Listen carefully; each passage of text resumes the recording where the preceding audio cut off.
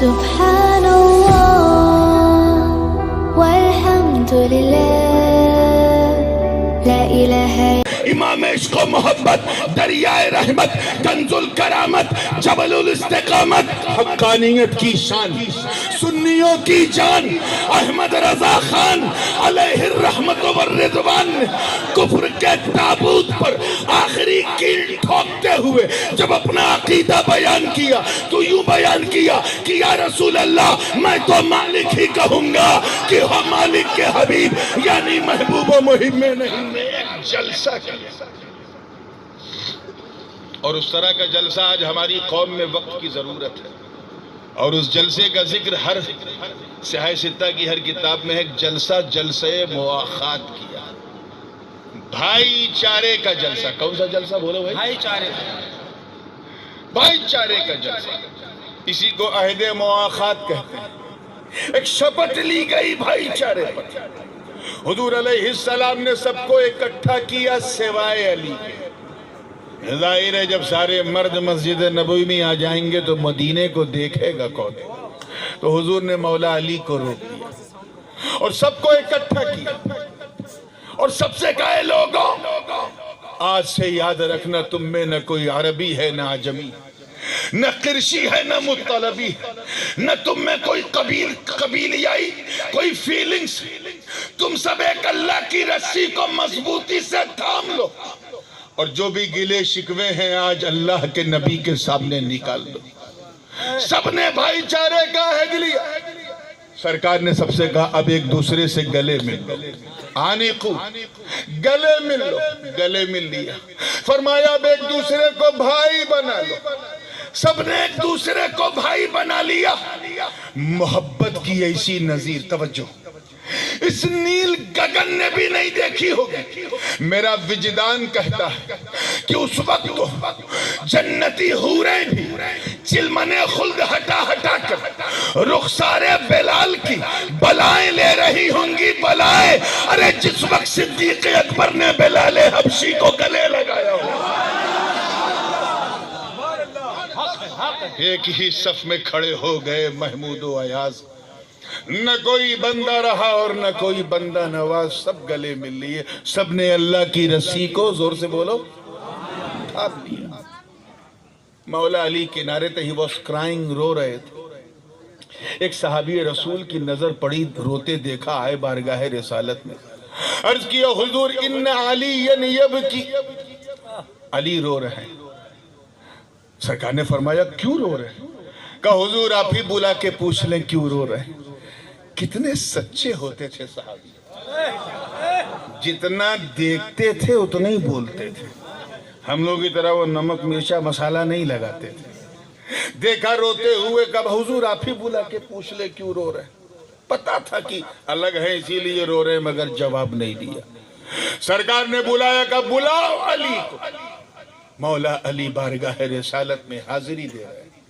عزیزان ملت، وہ علی جن کی انگلی کی ایک حرکت سے، توجہ، باب خیبر تھر تھرا کے اکھڑ جائے، جب مصطفیٰ نے بلایا تو لرزیدہ قدموں کے ساتھ کانپتے تھر تھراتے بارگاہ رسالت میں حاضر ہوئے۔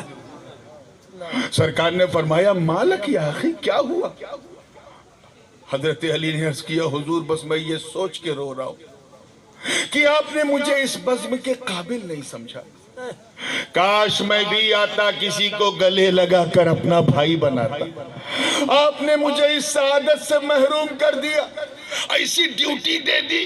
بس یہی سوچ سوچ کے سرکار رونا آ رہا ہے۔ اتنا کہنا تھا، توجہ، حضور ممبر پہ بیٹھے تھے، قام علی المنبر، کھڑے ہو گئے اور فرمایا اے علی سن، میں نے سب کو بلایا، گلے ملوایا، بھائی بنوایا، تجھے نہیں بلایا کیوں؟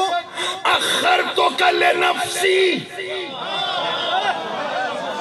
اور ایک روایت میں ہے ترمذی کی، بقیتک لنفسی، اے علی میں نے تجھے اپنے لیے بچائے رکھا تھا۔ آپ ذرا خیال کریں،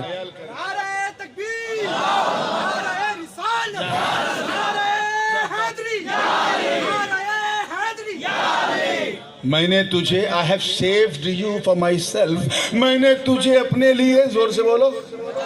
اب اگلا جملہ دل تھام کے سننا تو مزہ آئے گا. میں نے تجھے اپنے لیے, اسی لیے میں نے تاخیر کی, اپنے لیے بچائے رکھا تھا تجھے اپنے لیے. میں نے سوچا جب سب ایک دوسرے کو گلے لگ جائیں, ایک دوسرے سے مل جائیں, بھائی بن جائیں, تب میں تجھے بلاؤں, اپنے گلے سے لگاؤں, اپنا بھائی بناؤں.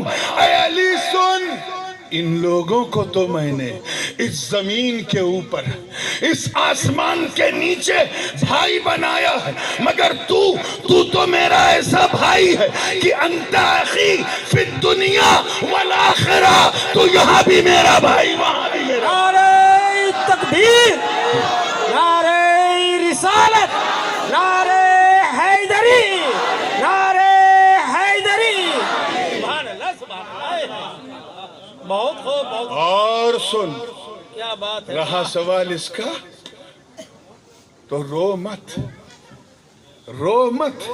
انت منی, حضور فرما رہے انت منی بمنزلت ہارون من موسیٰ ولکن لا نبی بعدی.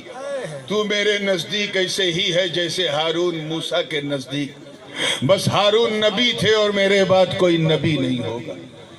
گویا سب کے سامنے, توجہ چاہوں گا, سب سے آخر میں علی کو بلا کر, گلے لگا کر, اپنا بھائی بنا کر, من کنت مولا فہذا علی مولا کا جبہ و دستار پہنا کر نبی یہ فرما رہے, لوگوں اللہ کی رسی کو تھام لو, وہ اللہ کی رسی کوئی اور نہیں, میں ہوں اور میرا بھائی علی.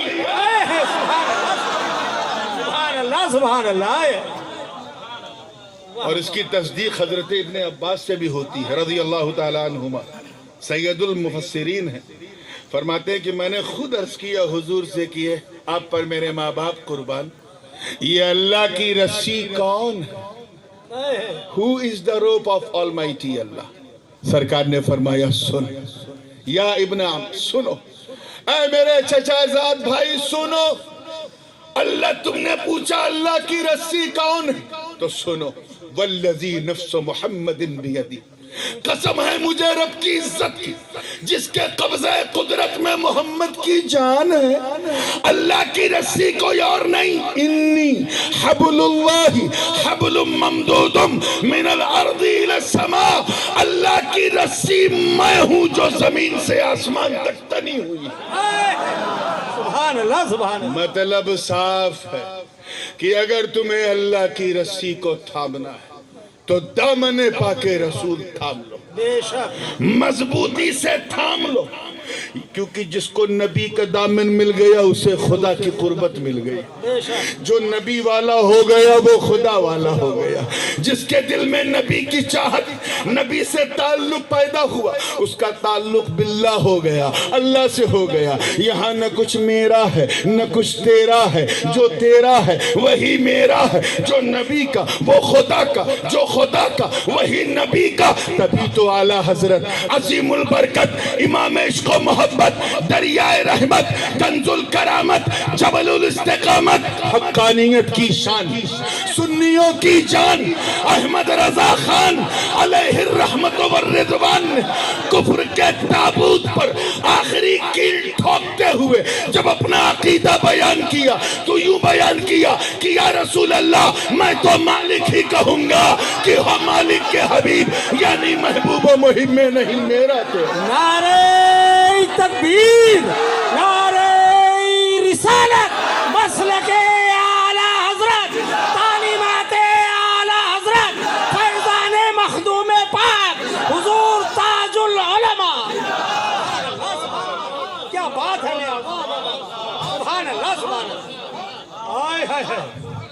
آگے بڑھنے سے پہلے میں ذرا اس کی وضاحت کر دوں. مفسرین کی ایک بہت بڑی جماعت حق جس نے حضرت عبداللہ ابن عباس سے استفادہ کی اور فرمایا اللہ کے نبی اللہ کی رسی.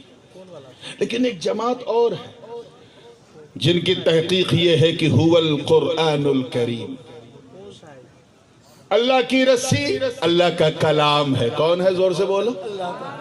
اللہ کا کلام، توجہ آگے سے لے کے پیچھے، اللہ کا کلام بلا شبہ، لیکن اسی کلام میں ہے یضل بہ کثیرا ویہدی بہ کثیرا۔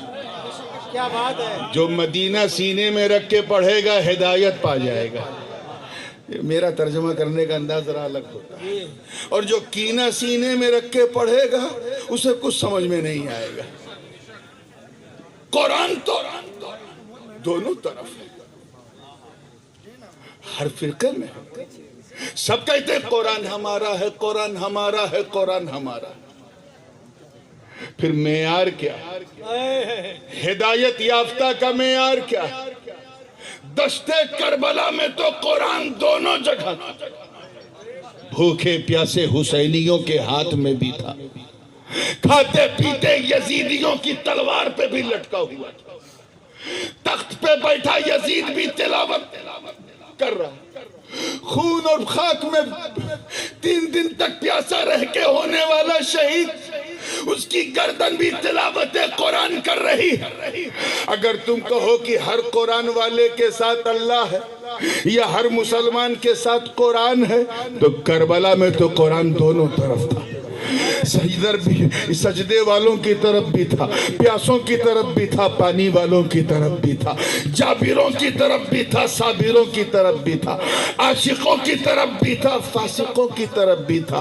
تو بتاؤ پھر آخر قرآن کس کے ساتھ؟ کون قرآن کے ساتھ؟ آواز آئی قرآن اللہ کے ساتھ۔ توجہ، قرآن اللہ کے اور اللہ دشت کربلا میں اللہ یزید جابر کے ساتھ نہیں، حسین صابر کے ساتھ۔ اس کا فرمان ہے ان اللہ مع الصابرین، اللہ صبر کرنے والوں کے ساتھ ہے۔ صبر حسین کے ساتھ، حسین اپنے خدا کے ساتھ، اور قرآن خدا کے ساتھ۔